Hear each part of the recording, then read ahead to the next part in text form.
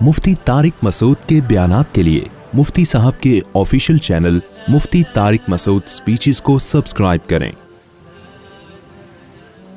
आगे अल्लाह ताला फरमाते हैं वल्लदीना हुम लिअमानातिहिम व अहदिहिम राऊन। ये बहुत अहम आयत है यार, ये बहुत अहम आयत है। काश ये चीज मुसलमानों में आ जाए। अमानतों और मुआहिदों की पाबंदी, एग्रीमेंट की बोलो पाबंदी।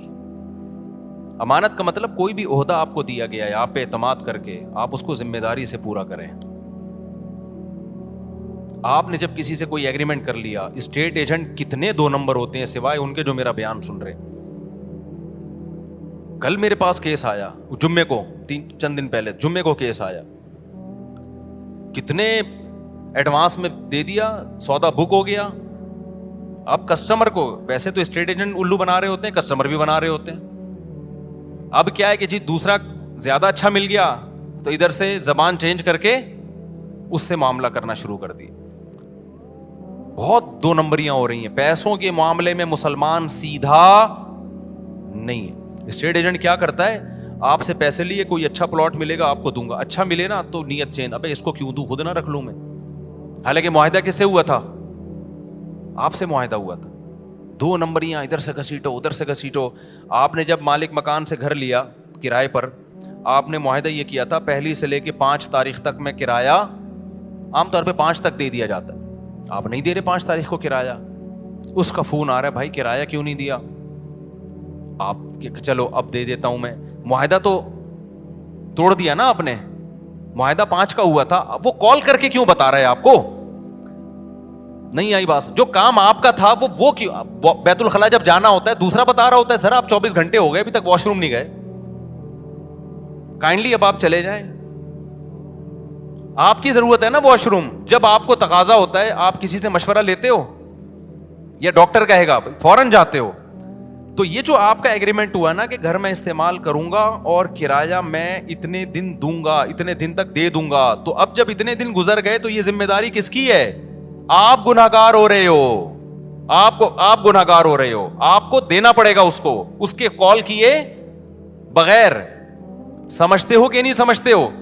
आप किसी स्कूल में टीचर हो, आपका एग्रीमेंट हुआ था कि आप बच्चों को पढ़ाओगे और तनख्वाह लोगे, आप पढ़ा रहे नहीं हो, तनख्वाह पूरी ले रहे हो। यह मुआहिदे की खिलाफ वर्जी है या नहीं है।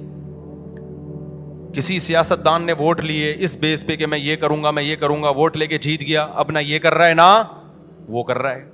पूरी कौम इसमें मुब्तला है, कोई भी मुस्तस्ना नहीं है। तो ये बहुत बड़ा अलमिया है, बहुत बड़ा अलमिया है। तो मुआहिदों की पासदारी करनी पड़ेगी आपको, मजहब का हुक्म है। वल्लज़ीना हुम अला सलावातिहिम युहाफ़िज़ून, और वो लोग अपनी नमाजों की हिफाजत करते हैं। नमाज को अल्लाह ने 2 दफा जिक्र किया। पहले कहा खुशू खुजू से पढ़ते हैं, अब कहा क्या करते हैं, हिफाजत। हिफाजत का मतलब पता है क्या है, टाइम पे पढ़ना। क्योंकि टाइम गुजार दिया तो जाया कर दिया आपने, टाइम गुजार दिया तो क्या कर दिया, जाया कर दिया। इन्हीं आयतों की वजह से इमाम अबू हनीफा सफर में 2 नमाजें इकट्ठी पढ़ने के कायल नहीं है, क्योंकि कुरान कह रहा है कि अपनी नमाजों की हिफाजत। हिफाजत का मतलब क्या है। एक साहब ने कहा कि कुरान ने कहा हिफाजत करते हैं, कुरान ने कहा हर नमाज का एक वक्त मुकर्रर है। कुरान में है ना इन्ना सलात कानत अलल मुमिनीन किताबम मौकूता, और ये सफ़र के बारे में नाजिल हुई है कि हर नमाज का एक टाइम मुतय्यन है। उन्होंने कहा जब कुरान में आता है हर नमाज का एक टाइम मुतय्यन है, तो हमें हदीस से पता चलता है कि सफ़र में 2 नमाजों का एक ही टाइम है। हालांकि ऐसा है नहीं। हदीस जिब्रील से पता चलता है कि हर नमाज का टाइम क्या है, हर नमाज का एक मुतय्यन टाइम है। हदीस जिब्रील से पता चलता है ज़ोहर यहाँ तक, असर यहाँ तक, असर से मगरिब का टाइम, फिर मगरिब से इशा। हदीस जिब्रील मशहूर हदीस है, उससे पता चलता है। और जो सफ़र में आता है ना हदीस में 2 नमाजें इकट्ठी पढ़ी हैं, अक्सर लोग हम पे तंज करते हैं कि जब नबी ने फरमाया 2 नमाजें इकट्ठी पढ़ी हैं तो आप क्यों नहीं पढ़ते। भाई बुखारी मुस्लिम की हदीस है कि नबी ने बगैर सफ़र के भी 2 नमाजें इकट्ठी पढ़ी हैं, तो जो उसका मतलब है वो इसका भी वही मतलब है, इन हदीसों का भी। और उसका मतलब क्या है, अल्लामा शौकानी जो है गैर मुक़ल्लिद आलिम थे, उन्होंने लिखा है कि इसका मतलब है 2 नमाजें इकट्ठी ऐसे पढ़ी है कि हर नमाज अपने वक्त पे पढ़ी है। एक को मुअख्खर किया ज़ोहर को, और जब ज़ोहर का वक्त ख़त्म हुआ तो फ़ौरन असर पढ़ ली, यानी असर अपने वक्त पे पढ़ी, ज़ोहर अपने वक्त पे पढ़ी। तो जो मतलब उस हदीस का है ना जिसमें आता है نبی نے بغیر کسی عذر بارش کے 2 نمازیں اکٹھی پڑھی ہیں. ہم کہتے ہیں یہی سفر کا بھی یہی مطلب ہے. اس سے تمام قرآن اور تمام احادیث میں کیا ہو جاتا ہے؟ تطبیق ہو جاتی ہے آرام سے, سوائے حج کے. حج تو خلاف قیاس ہے. تو یہ جو آج کل اتنا زیادہ رواج ہو گیا ہے نبی کے, بھائی جاؤ, جب بھی لوگ جاتے ہیں سفر میں, بعض تو گھر میں ہی پڑھ لیتے ہیں اکٹھی.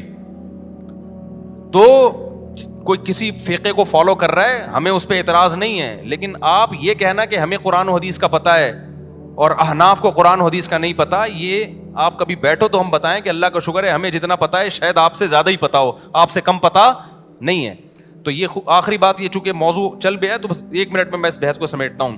دیکھو قرآن مجید متواتر ہے, اس کا ایک ایک لفظ من جانب اللہ ہے, اس میں ایک حرف میں بھی تحریف نہیں ہوئی ہے. قرآن جگہ جگہ کہتا ہے ایمان والے اپنی نمازوں کی حفاظت کرتے ہیں, جگہ جگہ کہتا ہے, بار بار کہتا ہے. اور حدیث جبریل سے پتہ چلتا ہے کہ ہر نماز کا ایک ٹائم متعین ہے, اس میں سفر اور حضر میں نبی نے کوئی فرق نہیں بیان کیا. تو ہم یہ کہتے ہیں کہ جو متواتر ہے نا, اس کے خلاف جب کوئی اتنی مضبوط دلیل ہوگی جو اسی جیسی ہوگی تو پھر تو مانی جائے گی, نہیں ہوگی تو اس میں تعویل کی جائے گی. تو قرآن کے مقابلے میں جو احادیث ہیں جن میں آتا ہے کہ 2 نمازیں اکٹھی پڑھی جائیں, ان کے بارے میں خوب سمجھ لو, یا تو وہ واضح نہیں ہے کہ اکٹھی کا مطلب کیا ہے, قضا کر کے پڑھی ہے یا قضا کیے بغیر پڑھی ہے, وہ واضح نہیں ہے. بلکہ صحیح حدیث سے پتہ چلتا ہے کہ اس طرح پڑھی ہے کہ ظہر کو عصر کے قریب اور عصر کو مقدم, یہ صحیح حدیث سے ہی پتہ چلتا ہے. میں انشاءاللہ اس پہ پورے حوالوں کے ساتھ ایک کلپ ریکارڈ کرواؤں گا, ابھی تو میں اس بیان کے لیے بیٹھا نہیں ہوں یہاں پہ. تو وہ احادیث جن میں آتا ہے 2 نمازیں اکٹھی پڑھی ہیں وہ واضح نہیں ہے, اور جو واضح ہیں وہ صحیح نہیں ہے, ان کی سند پہ کلام ہے. بات آ رہی ہے سمجھ میں؟ کوئی ایک ایسی حدیث نہیں ہے جس میں آتا ہو کہ نبی نے ظہر کو باقاعدہ قضا کر کے عصر کے وقت میں پڑھا ہے. اتنی واضح حدیث ہو اور بے غبار سند بھی ہو اس کی, ایسی کوئی حدیث نہیں ہے. اگر حدیث بے واضح ہے تو سند بے غبار نہیں ہے, اور اگر سند صحیح ہے تو حدیث کا مفہوم واضح نہیں ہے. اور ویسے بھی کامن سینس کی بات ہے کہ اللہ تعالیٰ نے جو سفر میں 4 کی 2 کی ہیں, وہ 2 اسی لیے تو کی ہیں کہ ٹائم پہ ہو جائیں. آپ کے پاس یہ عذر نہ ہو کہ جی مجھے ٹائم نہیں ملا, وہ ٹائم بچانے کے لیے ہی تو ہیں. جب آپ کو کوئی سہولت دی جاتی ہے اس لیے دی جاتی ہے نا کہ کام ہو جائے, اس لیے تھوڑی دی جاتی ہے کہ اس کو ڈیلے کر دیں آپ.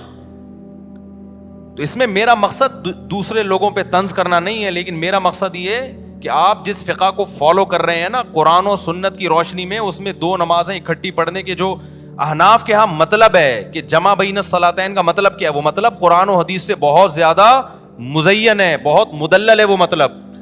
اور ویسے بھی جو سفر میں بھی آپ نے جمع سوری کی ہے, جس کو جمع سوری کہتے ہیں کہ ظہر اور عصر کے قریب قریب پڑھا ہے, یہ بھی بہت کم کیا ہے. جبکہ ہم اہل حدیث حضرات کو دیکھتے ہیں ہر سفر میں یہ کر رہے ہوتے ہیں, وہ یعنی خود حدیث پر بھی اس طرح عمل نہیں کر رہے ہوتے جو ان کی اپنی رائے ہے.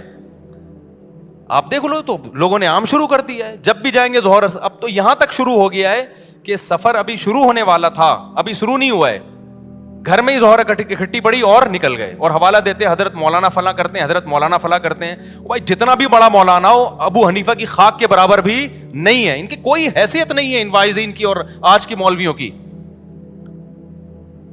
تو ہم ابو حنیفہ کی بات کو قرآن و حدیث پہ ہرگز ترجیح نہیں دے رہے, ہم ابو حنیفہ کی فہم کو آج کے اسکالرز کی فہم پہ ترجیح دے رہے ہیں. سمجھتے ہو کہ نہیں سمجھتے ہو؟ چلو آگے. تو اس لیے یہاں بھی قرآن کہہ رہے اپنی نمازوں کی حفاظت. یہی وجہ ہے دیکھو فجر اور ظہر کو نہیں جمع کیا گیا, کیوں؟ دونوں کا ٹائم آپس میں ملتا نہیں ہے, دونوں کا ٹائم نہیں مل رہا آپس میں. آگے چلتے ہیں ہم. اولئک ھم الوارثون, جو اپنی نمازوں کی حفاظت کرتے ہیں, اللہ فرماتے ہیں یہی لوگ وارث ہیں. کس چیز کے وارث ہیں؟ کیا ملے گا, کیا انعام ملے گا؟ بھائی اللہ کتنے پیسے دے گا ان لوگوں کو جو معاہدوں کی پابندی کرتے ہیں, ان لوگوں کو جو فضولیات سے بچتے ہیں, ان لوگوں کو جو اپنی شرمگاہوں کی حفاظت کرتے ہیں, ان لوگوں کو جو اپنی امانتوں اور معاہدوں کی پابندی کرتے ہیں. تو اللہ کی طرف سے ان کو کیا ملے گا؟ سوال پیدا ہوتا ہے کہ نہیں ہوتا؟ اللہ فرماتے ہیں میں بتاتا ہوں کیا ملے گا. الذین یرثون الفردوس, یہ وہ لوگ ہیں جو جنت الفردوس کے وارث بنیں گے. کہاں جائیں گے؟ ایسے باغات میں جن کے نیچے نہریں بہتی ہیں. کتنا قرآن میں اللہ نے جنت کا نقشہ بیان کیا ہے, کتنا زیادہ بیان کیا ہے. ہم سمجھتے ہیں کہ یہ اللہ کے معاذ اللہ سیاسی باتیں ہیں. وَمَنْ أَصْدَقُ مِنَ اللَّهِ قِيلًا, اللہ کہتے ہیں اللہ سے زیادہ سچی بات کوئی نہیں کر سکتا. تو میرے بھائی دکھا دے نا اللہ, تو سارے نیک پرہیزگار بن جائیں. اللہ نے کیا کیا ہے, چھپا دیا ہے. تو چھپا ہوا ہے, اس لیے ہم جیسے لوگ مارکیٹ میں گھوم رہے ہیں.